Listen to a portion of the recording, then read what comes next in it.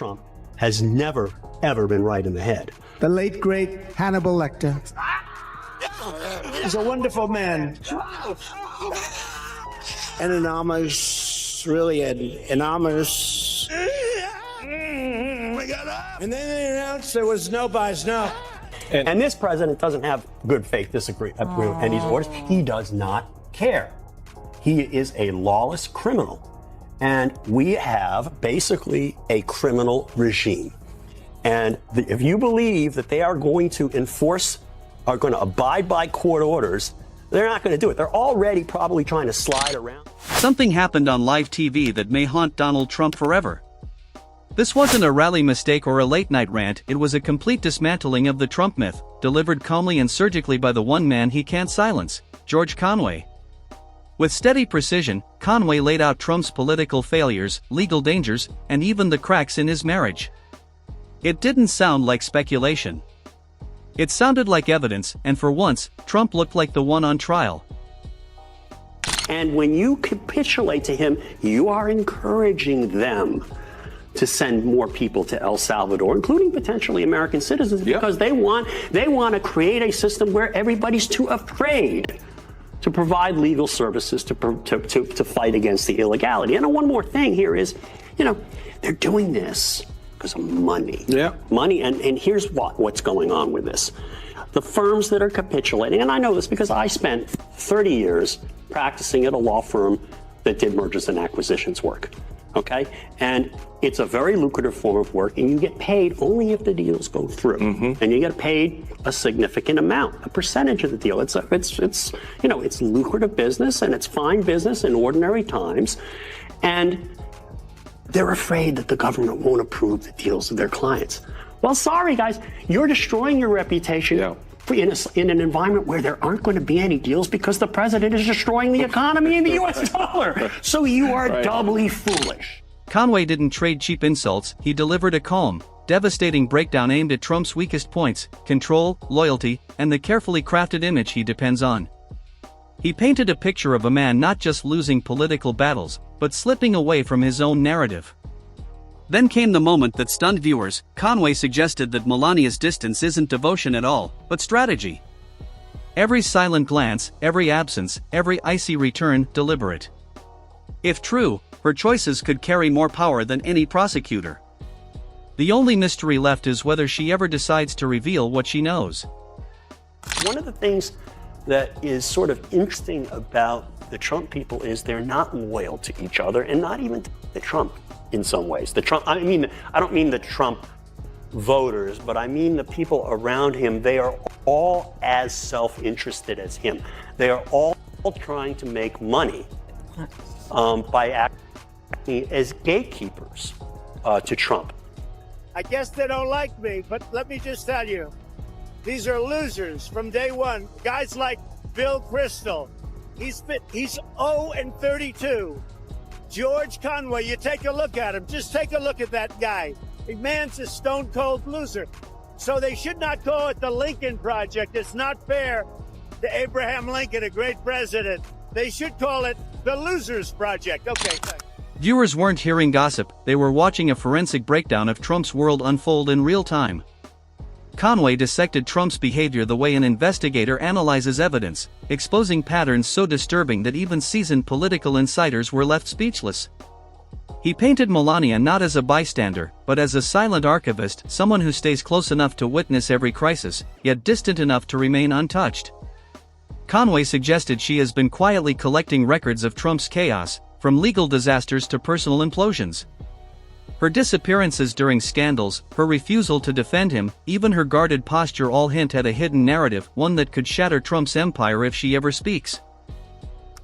First of all, you're ruining your own reputation. Mm-hmm. Secondly, you're betraying your profession, your professional oath.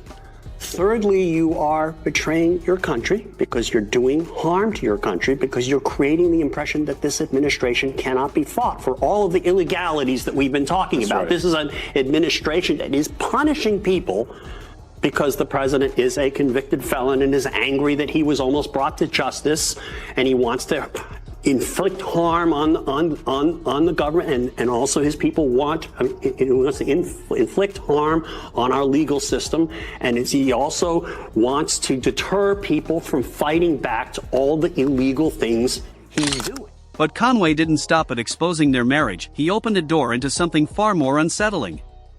He drew a sharp line between Trump's chaotic leadership and his personal relationships, arguing that both are built on transactional loyalty.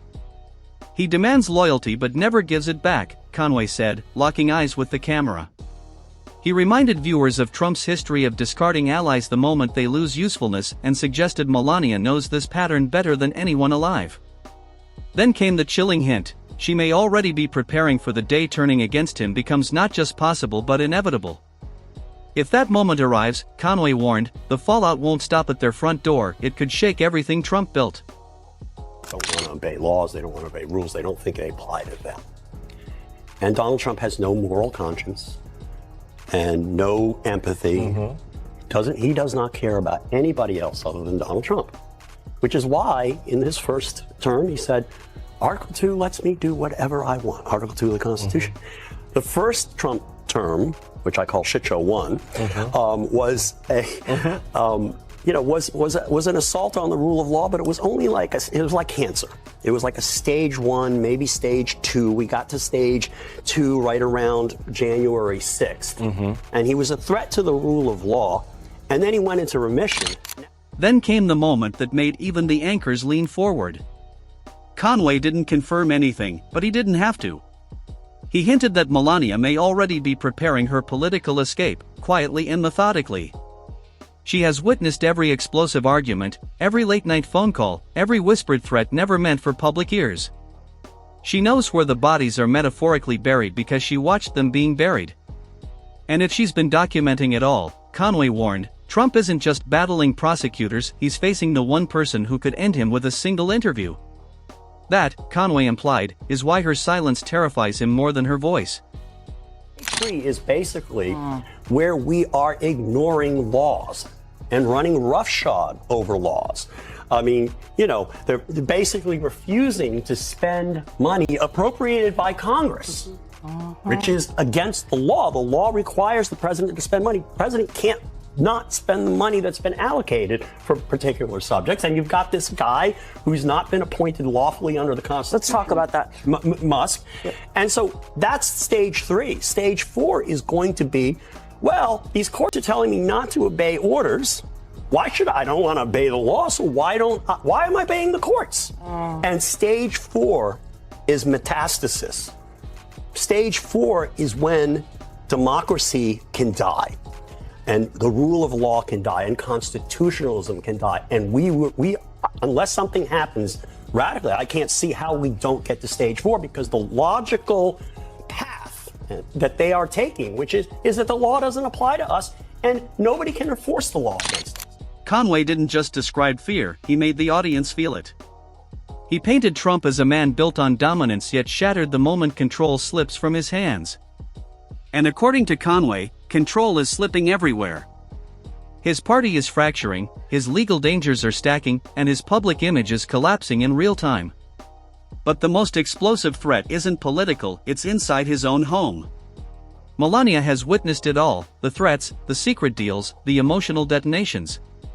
If that evidence ever left Trump Tower, Conway warned, it wouldn't just end a marriage, it could detonate the entire political empire built around Trump.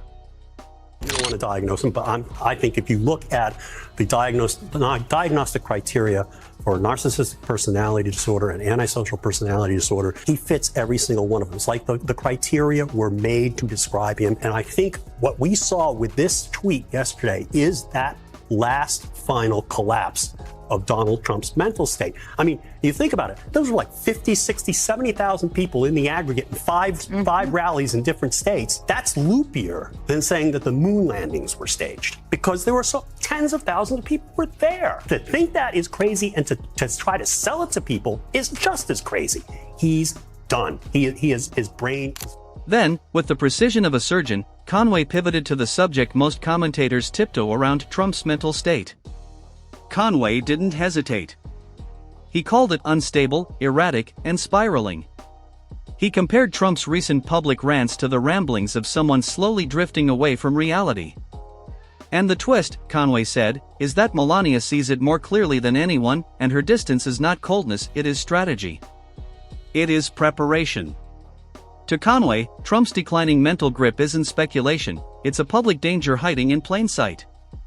And if Melania ever chooses to speak, the country would confront a version of Trump that even his most loyal defenders could not sanitize. Viewers felt the tension tighten as Conway pressed forward. He exposed the contradiction at the heart of Trump's persona, projecting strength while depending on those around him to shield him from the truth. Melania, Conway argued, may be his greatest protector, not out of love but survival instinct. Every smile becomes camouflage. Every disappearance becomes a warning. She is not protecting him, she is protecting herself. The implication was brutal. Trump isn't just politically isolated. He is personally abandoned, living inside a collapsing fortress held together by fear, denial, and walls that are finally cracking. Donald Trump won in 2016. Your name was floated as someone who might work in his administration. You turned that down, and I was offered the job of head of the Civil Division of the Department of Justice. And I filled out all the forms. They ran my background check, and I was interviewing people who were going to work underneath me. I was sort of far along there, and then I just started having this queasy feeling like I don't really want to work in this administration, because what I saw was a shit show and a dumpster fire. And I just got to the point where I just couldn't do it, and so I didn't. And I was one of the best decisions I'd ever made. Okay, I admit I was wrong to support Donald Trump in 2016. I was horribly wrong.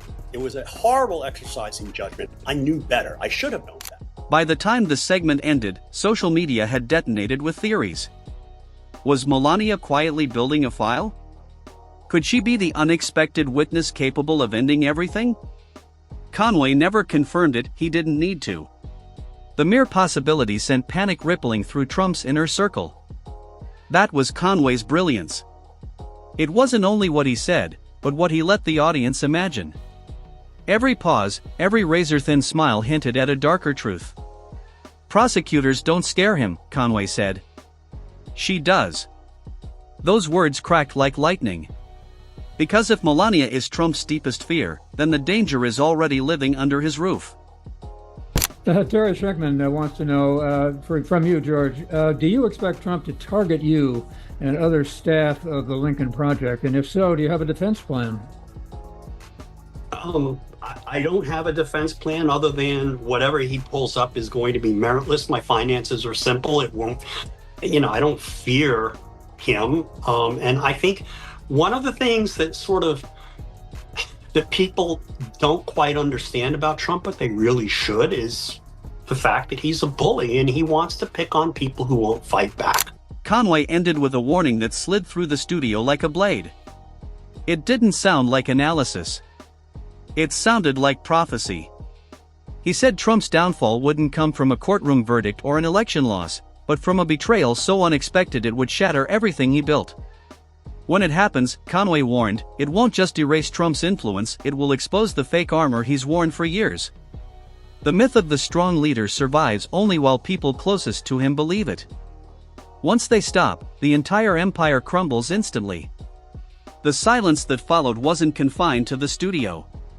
It spread across the country like a cold wind. Because if Conway is right, Trump's greatest threat isn't prosecutors, opponents, or journalists.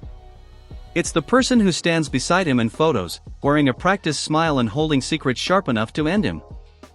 He's a sociopath, and one of the things about sociopath is that they don't plan, they don't think, they just emote, and they're impulsive, and they act on their whims and impulses and the last person who talked to them.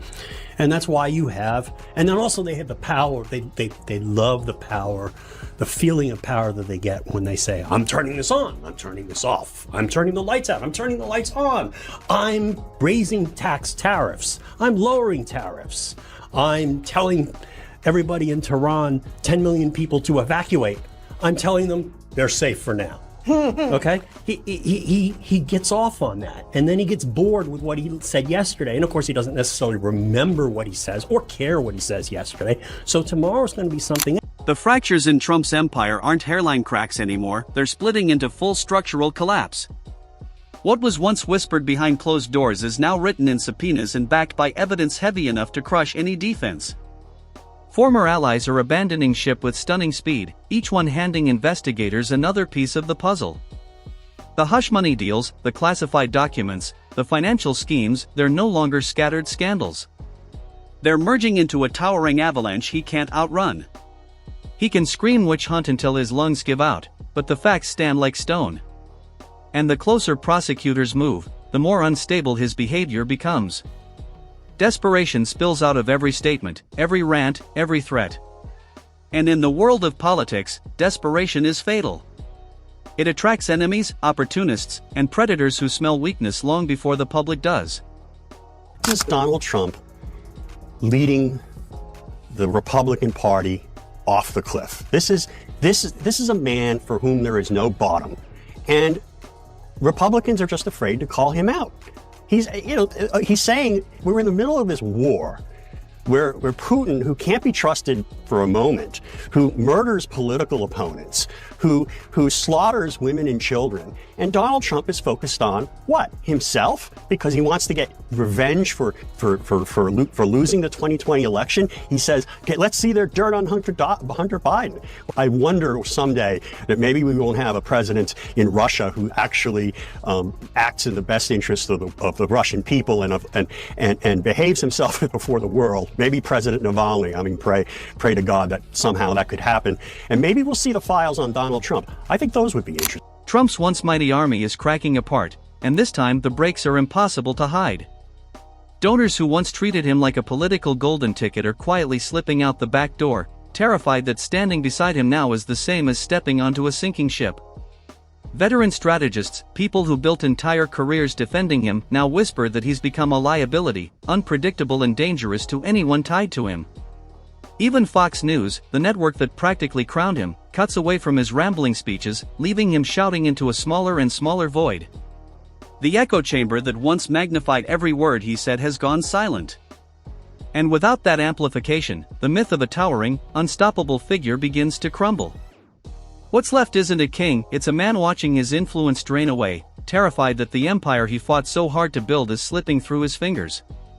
Absolutely, I do think that. I think it was most propitious timing. I think this needed to be done no matter who the Democratic nominee was, for the simple reason that Donald Trump has been getting basically this easy pass, double standard on his behavior, because we've seen so much of it, and it's basically been normalized, even though it's completely bizarre. We almost kind of don't bat an eyelash at him talking about sharks and electrocution and Hannibal Lecter.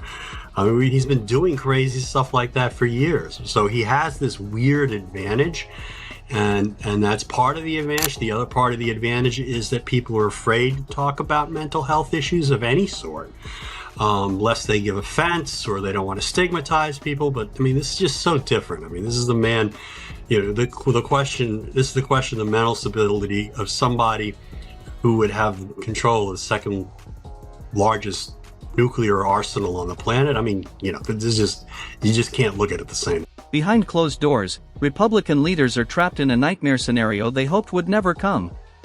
Their choice is brutally simple: stay chained to a sinking ship or cut themselves loose and face Trump's legendary retaliation. Either option could ruin them. The midterms delivered a message louder than any speech every candidate tied too closely to Trump struggled, and the red wave they promised the nation evaporated into a weak ripple. Strategists can see the writing on the wall. As long as Trump remains the loudest voice in the room, independents won't come near them. But abandoning him risks detonating the party from within. It's a fragile political standoff, and Trump himself holds the detonator. Worse, he looks willing to press it. To him, the party isn't a team. It's leverage. And if he believes destruction is the only way to maintain control, he won't hesitate to pull everyone down with him. he can't help himself but emotionally react to things. One of the things that he's a narcissistic sociopath. That's the thing everyone has to kind of get used to. It's the reason why you cannot normalize him. You cannot treat him like a normal human being, because he's not. He is unwell. And that's why he can't follow. He's not going to be able to follow his lawyer's directions. That's why, he played right into the plaintiff's hands in the E. Jean Carroll case. They're trying to show basically he's a jerk. And what does he do? He acts like a jerk right in front of the jury. He shows disrespect for the jury. And, the fact of the matter is he's saying, oh, none of this ever happened. Well, okay, where's your testimony? The other thing that he did was to show that, this is his modus operandi. He